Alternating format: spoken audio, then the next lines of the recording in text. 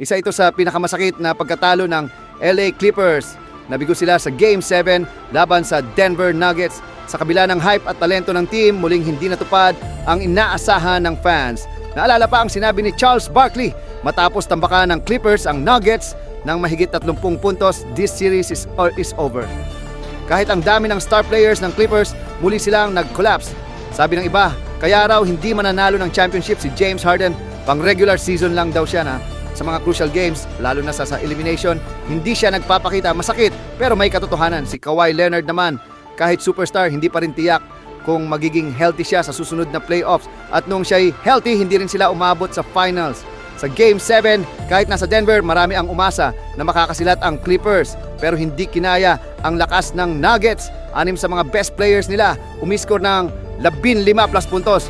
Bukod sa matinding opensa ng Denver, maraming turnovers ang Clippers, kaya sila lalong nalubog sa tambak. Hindi rin nila nakuha ang momentum at wala ni isa sa kanila ang tunay na naka-take over ng laro. Tambak ang Clippers at na-eliminate na naman sa first round. Ikatlong sunod na taon na ganito ang ending nila. Pagkatapos ng laro, nagsalita si Kawhi Leonard. Masakit, pero kailangan naming tanggapin. Wala kaming nagawa para manalo. Kailangan naming bumalik at mas pagbutihin pa.